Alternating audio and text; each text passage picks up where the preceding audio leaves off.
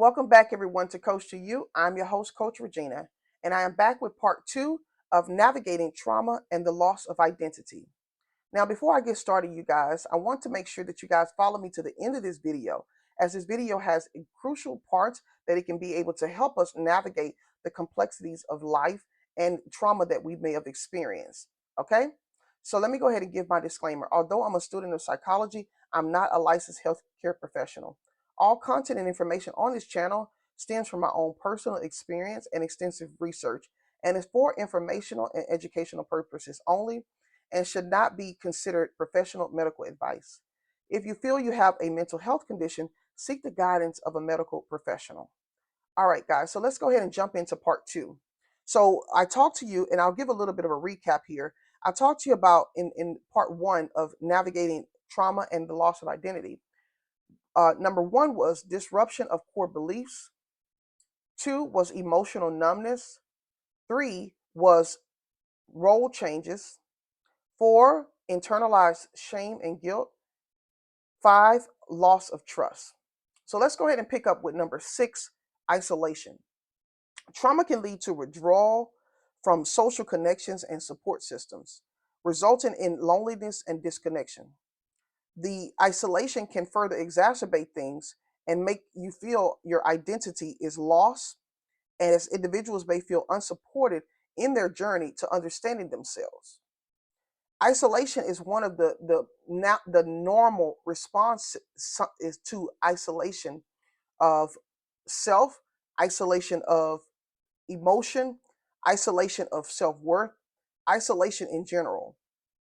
The problem with this is that in isolation, you are able to sit with those thoughts that have been cycling over and over again without recognizing the need to disconnect from that state by making a conscious choice to get out, take a stroll for a walk, reach out to someone via text, go on to a quick trip. I don't care if it's a trip to the grocery store, just to get yourself out of that environment where you sat for hours isolated and alone with your thoughts. The problem with that in further understanding is that your thoughts create a feedback loop, okay, to support that belief that you're giving it at that time.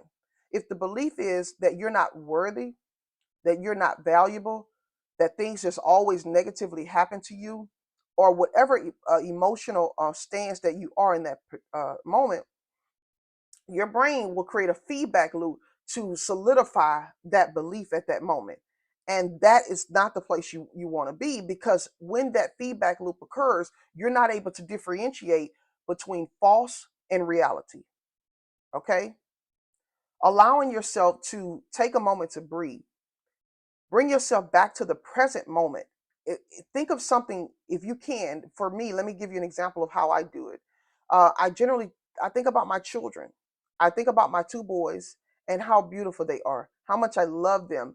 I go to that place of how funny they are and how they make me laugh. Even now, you see how it changes my whole, outer appearance, right? Well, that's what happens. If you can take a moment and just reframe that situation, and bring that your mental state from that of isolation into a mental image of when you were together and you were in harmony and you were with other people that you cared about, you can manage to get yourself out of that depressive state. And it'll do so without having to sit and kind of go into a rumination stance for a long duration. Okay. Number seven is changes in interests and values. Trauma can shift priorities and interests, leading to individuals feeling out of touch with what once was and what once defined them. For instance, someone who enjoyed social activities might become withdrawn or lose interest in hobbies, contributing to a sense of identity loss. Now, if you were a person that you enjoy being around other people, you enjoy getting out, going, to different places and connecting and things like that. Once you experience trauma, trauma causes you to lose interest in those things. Okay, it's just something that happens to the brain because of the chemical response due to the shock in your psyche. Okay, those values, they still reside. You just have to reconnect with them. And being able to do so involves you reminding yourself, like I just mentioned about how I do so even in a sense of isolation, is reminding yourself of what truly matters in your life. Okay? Let me give you some real life examples for that. Um, if you know that you generally go to work every day, that's a part of your value system because that means that you are a provider.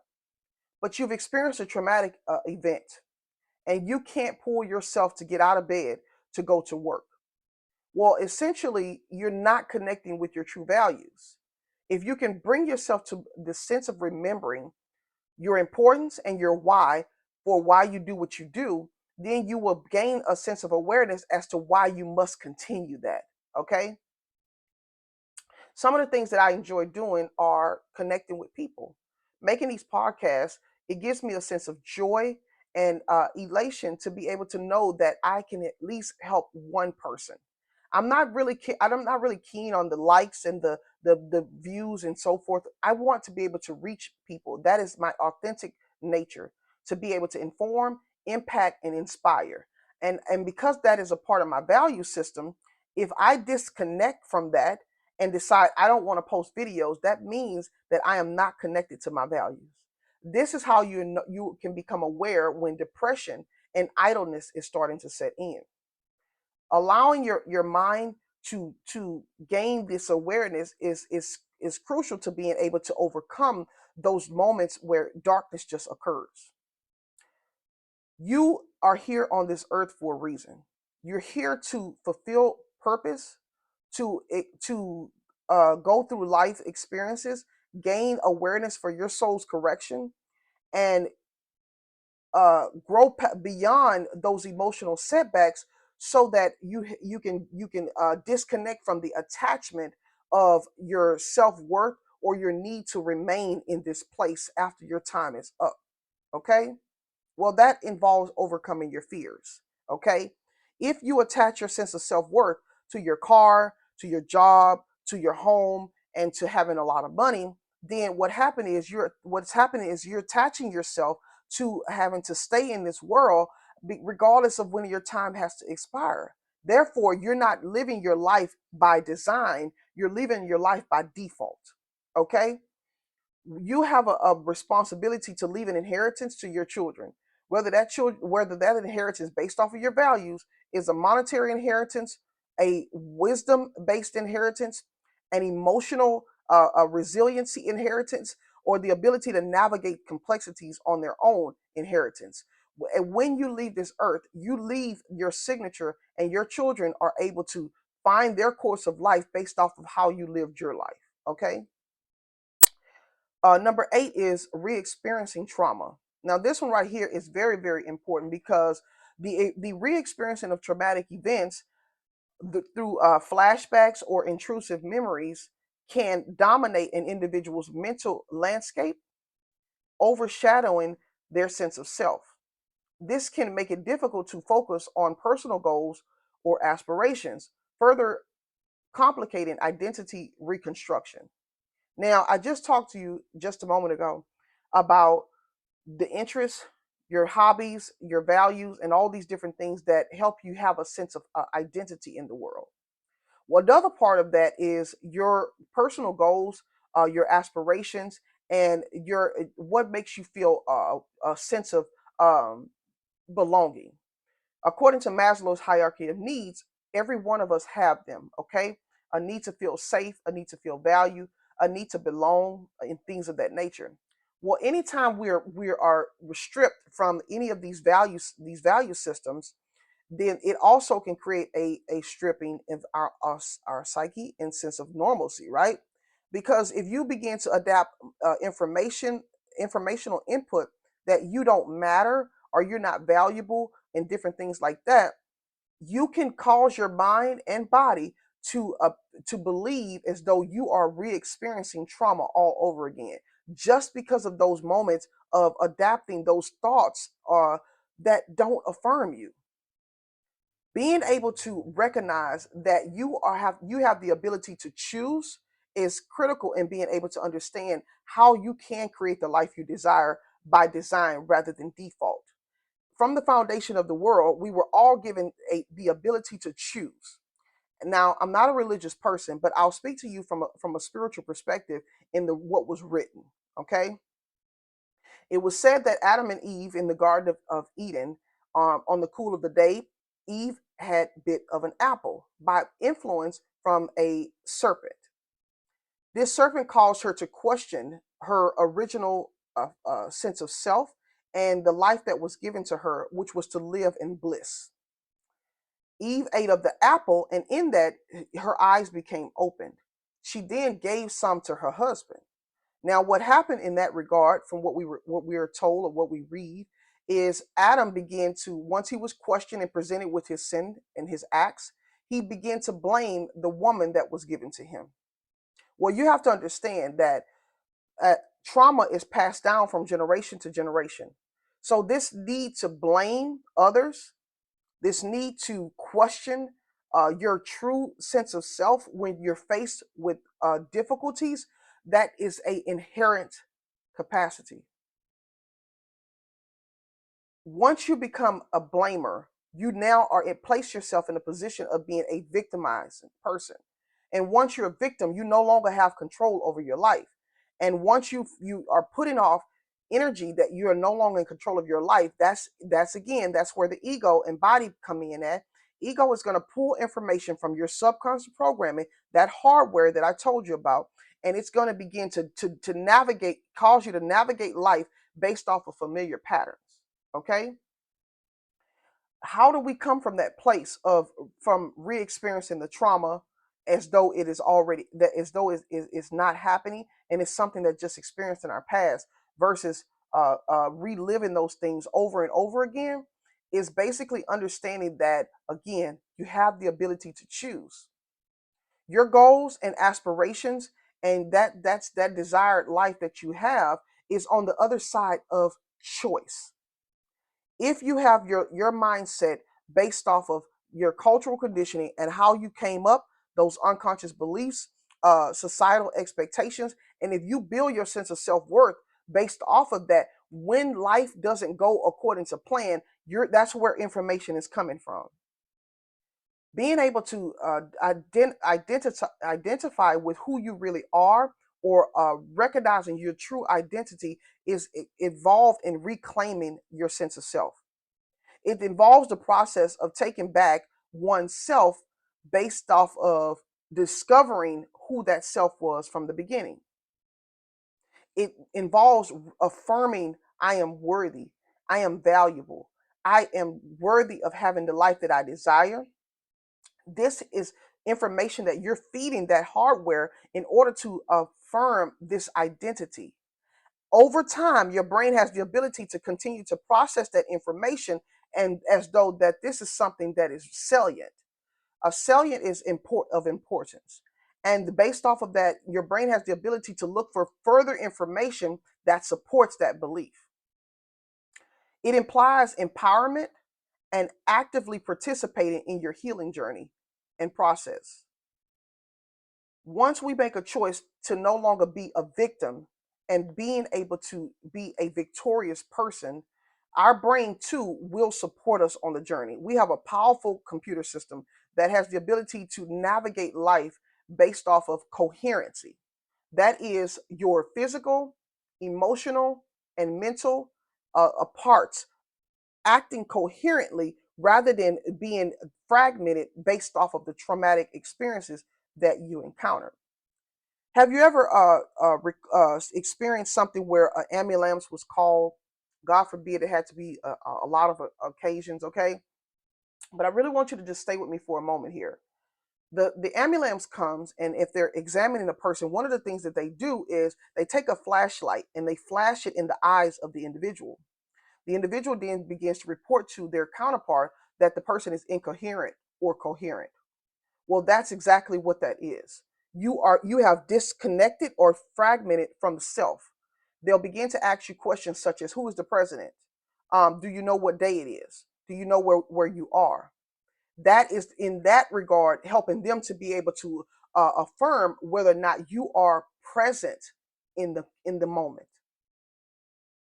When we begin to lose our sense of self, we're not coming from the present moment and what's happening now. We're coming from either the future or the past, which is basically beliefs and fears and conditioned patterns that's trying to control our reality by default from the programming that we were given at birth, rather than trying to allow yourself to consciously choose. Yes, I am coherent.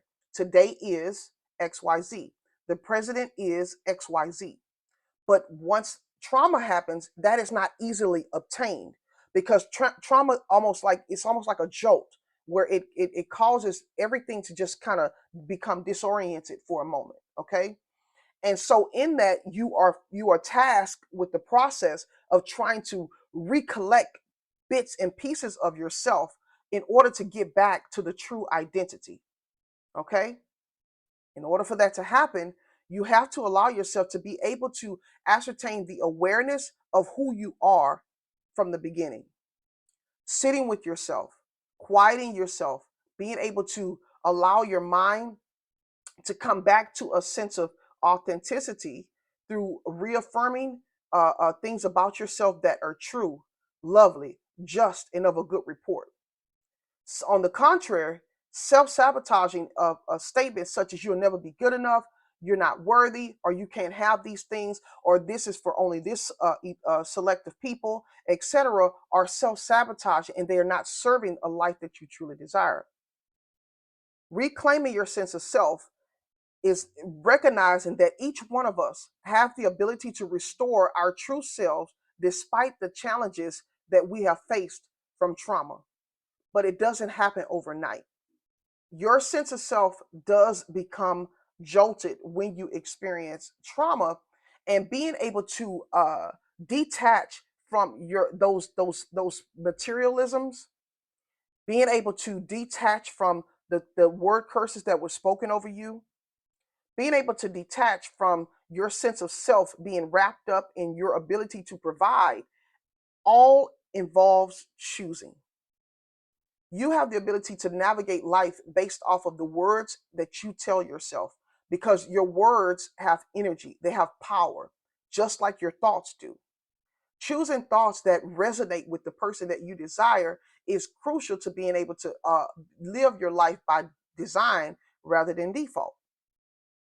Navigating trauma involves healing from the trauma by allowing yourself to go through the journey based off of what life has forged you to do.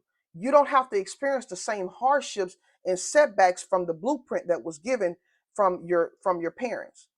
When life adversities occur, based off of how you respond to them, ultimately determines how the trajectory of those experiences will continue. This involves the process of finding your way of navigating through the complexities of trauma. It implies that dealing with trauma is not like a straightforward. It's not a one size fit all. How grandpa did it, how grandma did it, how your mom did it, and how your dad did it.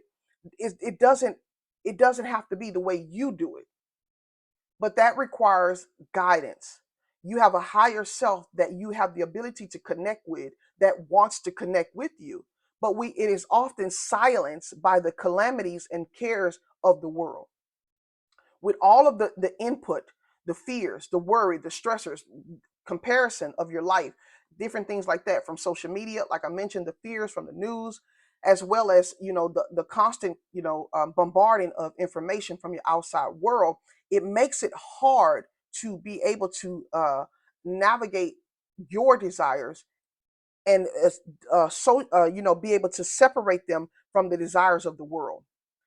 One of the things that I had to learn is that I can't be everything for everybody.